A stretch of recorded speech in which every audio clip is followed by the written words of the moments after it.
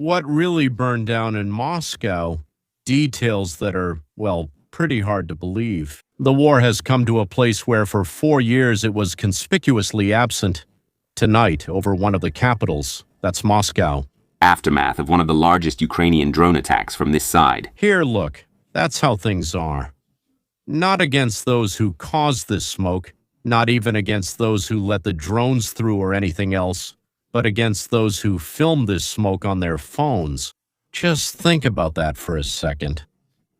A strong state isn't afraid of photographs. It's afraid when its own image stops matching what people see from their windows. And that's exactly what happened on the 18th. Not at the front, but 800 kilometers away from it, in the city of Moscow, the capital of their homeland. Today I want to discuss with you not just the reports about how many drones, how many were shot down, whether there were missiles, who's to blame, those numbers you can get anywhere. I want to look into something more interesting. How can the authorities lose their most important and valuable property in just one night? No, not an oil refinery, not a plane, but the monopoly on how the country's residents see their own country. And when you understand the whole chain, the strike on the capital, the question is, why wasn't it shot down? The collapse of trust, the crackdown on those who filmed it, especially the crackdown on those who filmed it. You see what really happened, and in reality, it's much more than just a fire at the plant. Right away, I want to warn you that this story involves the number one. It explains why the authorities are so nervous. More than any footage from drones, this is what concerns them. On the night leading into Thursday, Ukraine carried out what is estimated to be the most massive drone strike on Moscow and the Moscow region since the beginning of the war. This isn't a one-time flare-up, it's already a series. There were incidents on May 7 the 16th, the 17th of May, the 16th of June, when, for example, the oil refinery caught fire. So they're not hitting the capital with random drones that broke through. They're hitting systematically in waves, aiming to overload the air defense. While the system is dealing with some targets, others quietly move toward their own, to different targets. Notice this isn't about spectacle or area strikes. They're hitting Moscow's fuel, Moscow oil refinery, the tank farm, processing units, hydro-cracking, hydro-treating diesel fuel. This isn't a symbol, it's an artery. This plant covers about a third of the Moscow region's fuel needs, about 40% of the gasoline and half of the diesel. When you aim right here, you're not aiming at a map, you're aiming at the wallet. But we'll come back to this in the second part. The official picture from the mayor of Moscow, Sobyanin. 194 drones were intercepted on approach, the largest attack on the capital. The Ministry of Defense adds that more than 500 drones were destroyed overnight. Well, probably not just in Moscow, but somewhere else too. Notice the wording, destroyed, repelled, most of them shot down. And everything that still fell on the shopping center, on the residential building in Zhukovsky, on the roof of the hypermarket in Lyubertsy. That's it. This is presented with one neat word, debris. Like, we hit them, and the debris, well, what can you do? And this is where it gets most interesting, because debris is the word the authorities use to patch up the crack between two versions of reality. The first picture is the official one. Everything is under control, air defense is top-notch. Nothing serious, just a local incident. And the second picture, well, that's the one hundreds of Muscovites are filming from their windows at that moment. The horizon is on fire. A rumble over the rooftops, a black column over the city. These two pictures just don't match up with each other. And when they don't match, the state has to choose which one to defend. Remember this gap. Today's whole story is about it. You know what's more frightening to the authorities than the strike? The question that this strike raises. Look at what Muscovites wrote that night. Not opposition activists, not foreign agents, just ordinary people, loyal, maybe even apolitical. Those who, for 4 years, watched the war as something happening over there, somewhere far away, with people completely different from themselves. They wrote simple things. They're flying overhead. All of Moscow is burning. And the main question, repeating like a blow in the subway at home, yes, the question, 3 words, why weren't they shot down? Why weren't they shot down? Why weren't they shot down? Listen to this question. Is it political? No. Is it about Ukraine? No, not that either. There's no ideology in it at all. There's only one thing in it. Trust in the promise has been undermined. The entire state is built on one promise: we will protect you. A person who pays taxes and endures gets exactly one guarantee in return: your home will be safe. When there's a buzzing over your house and in the morning they tell you, we shot everything down, everything is fine. For the first time in his life, he catches the authorities contradicting what he sees with his own eyes. The Independent Medusa captured this tone perfectly. One of the most quoted comments from that night was bitter and almost childlike. Maybe they don't even report this to Putin at all. Think about how truly frightening this phrase is for the system. It's not Putin's fault, it's worse.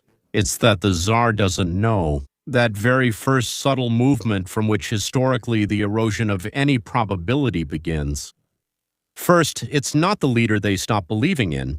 First, they stop believing that the leader is being told the truth. Well, the petitioners would immediately go, yes, they would go to Tsar Kremlin. And from there to, is there even anyone at the wheel at all? It's just one step, and now is the perfect time to mention that number I promised. Because this is the question Muscovites are asking, why wasn't it shot down? It's not just hanging in the air, it gets converted. A very specific number that the authorities have done everything this year to keep you from seeing. A quick request. If you've watched this far, it means it's important for you to understand more than just the headline and the mechanics. Please like and subscribe. That's exactly what allows these kinds of analyses to break through the noise of ready-made, conveniently chewed-up versions. And next comes the core. Now, the promised conversion. The question of why it wasn't shot down is no longer just an emotion, it settles into sociology. And here we don't have rumors, but solid numbers. And they're from the same government agencies.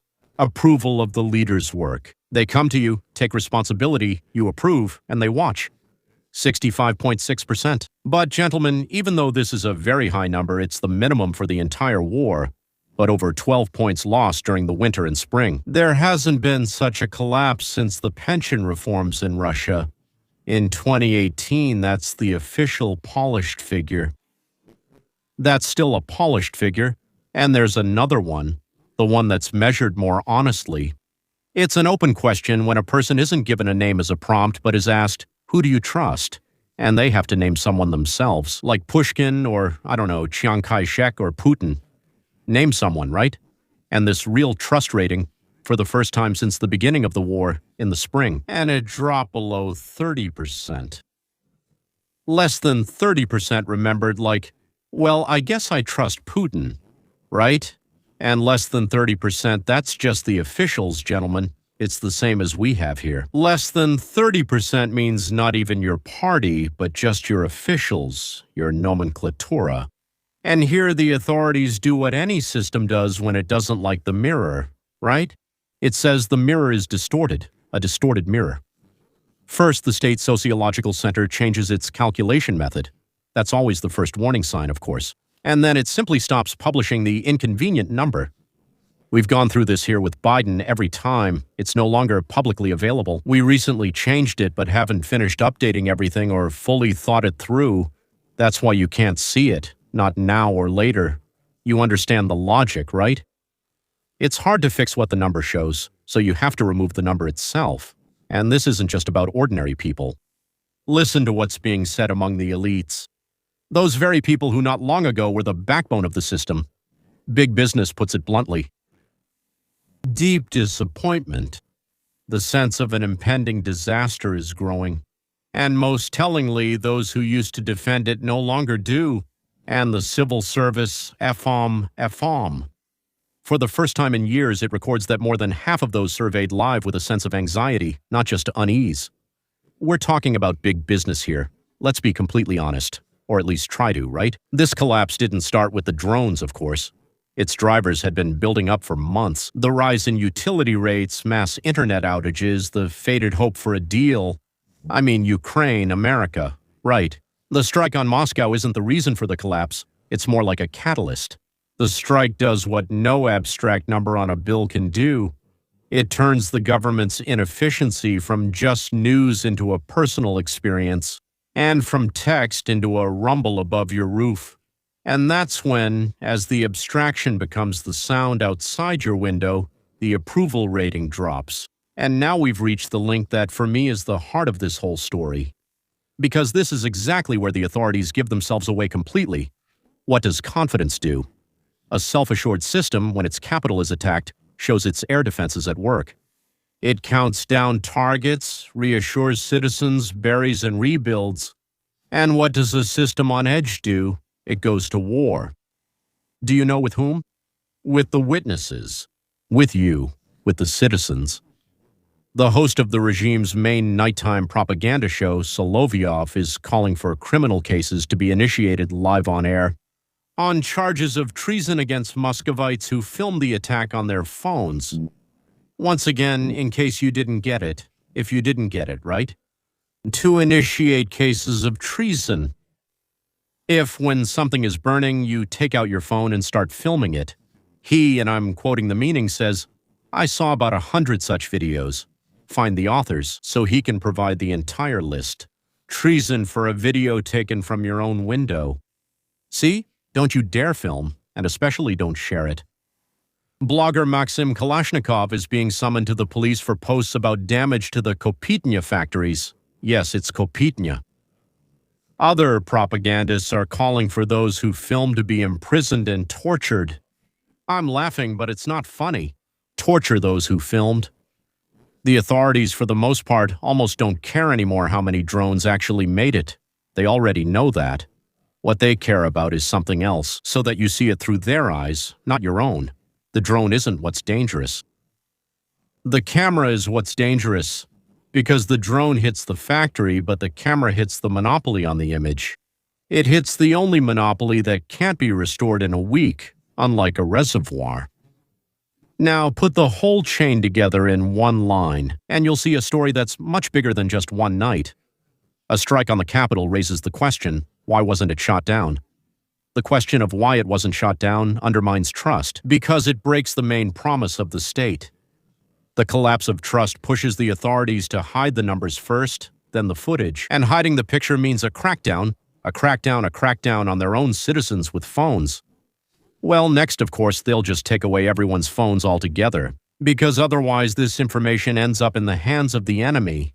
This is the story of today. It wasn't Ukraine that burned down the factory, but the state that in one day showed it fears its own citizen's phone more than the enemy's drone. And do you know what this means on the deepest level? That the monopoly on truth, and it's this, not oil, that this type of power relies on, has started to crack.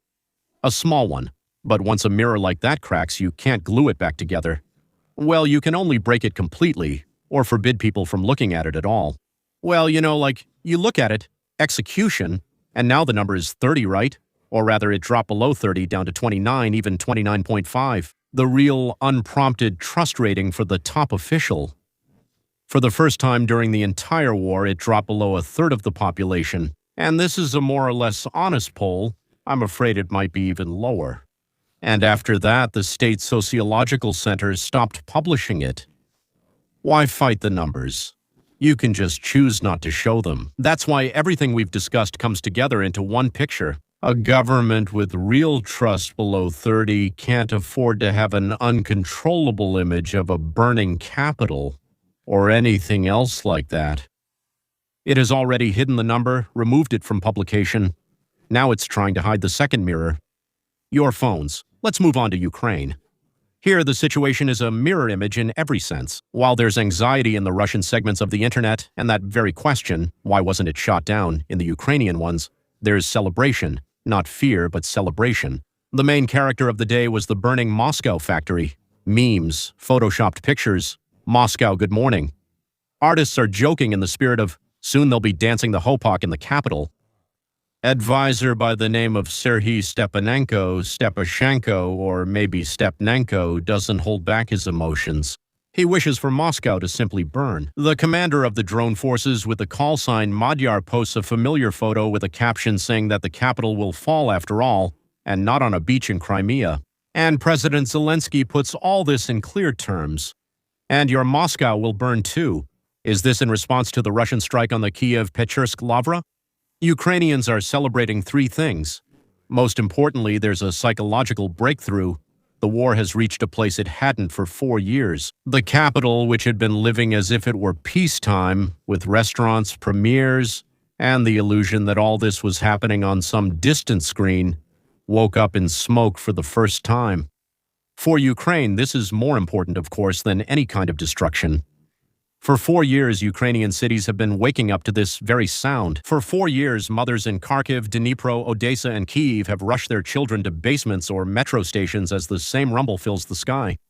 For 4 years, for them, the question of why it wasn't shot down wasn't just a post online, but a matter of survival, literally. And now, Moscow, remotely, just a little, for the smallest moment, with one frightened glance out the window, for the first time felt a tiny bit of what these gentlemen have meant for the neighboring countries. 1,000, more than 1,000 nights in a row.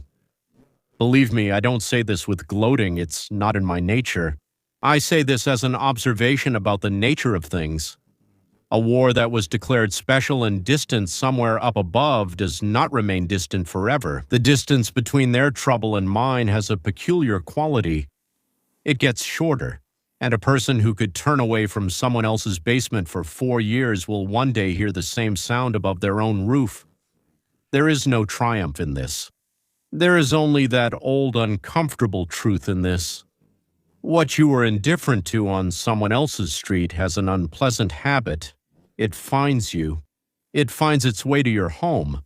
And the third pragmatic thing that they rejoice about on that side is a strike on the oil refinery. Not on the map, but on the war's wallet. Oil money is the fuel in the tanks of the equipment, and also the salary for the front. They strike right here, deliberately. And here is the honest answer to the question you're probably asking right now. If they're hitting the wallet, if trust is collapsing, if the elites are getting nervous, maybe this is the beginning of the end. Maybe just a couple, 3 or 10 more nights like this and that's it? I won't deceive you with an easy answer. No. Sober experts, including Ukrainian ones, disagree, and the cautious part of them is right. Yes, some say that strikes on factories are bearing fruit. Oil revenues are the key to the military machine. But others, and it's important to hear this, remind us that storage tanks and facilities are restored relatively quickly. The export of crude oil continues in the meantime. The main flow of foreign currency has not been cut off.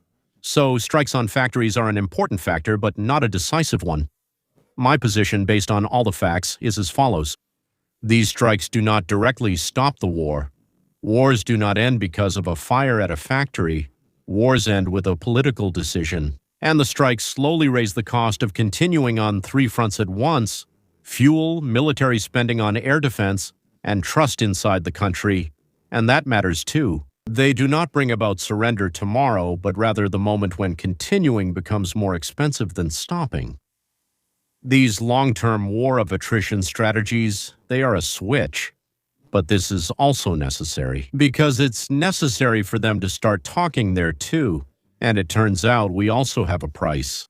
Moreover, let's be honest about the risk. On the Russian side, there are already calls for escalation. There are talks like the war is entering a cycle of total destruction. They think they're being completely destroyed. And that means, in the short term, all this may not bring peace closer, but rather raise the stakes. So anyone who says victory is just around the corner should ask themselves the same question that people in Moscow ask their air defense. And yet, I won't end on a heavy note. I'll end with the fact that there's something truly encouraging in this story for each of us, wherever we are, wherever we live. Today we saw a simple, almost physical pattern. Any power that relies on monopoly and on the truth will eventually encounter something that breaks that monopoly. Before, it was the printing press, then the copier, then the satellite dish. Today it's the phone in the pocket of an ordinary person. And when the state is forced to declare war on the phones of its own citizens, that's not a sign of strength at all. This is the first, still quiet, admission that reality no longer obeys it. And reality, sooner or later, always wins against those who try to hide it. Reality wins. It wins. Against the one who hides it, because the truth simply lasts longer than a lie. And that's if you think about it. If you think about it, that's great news. See you.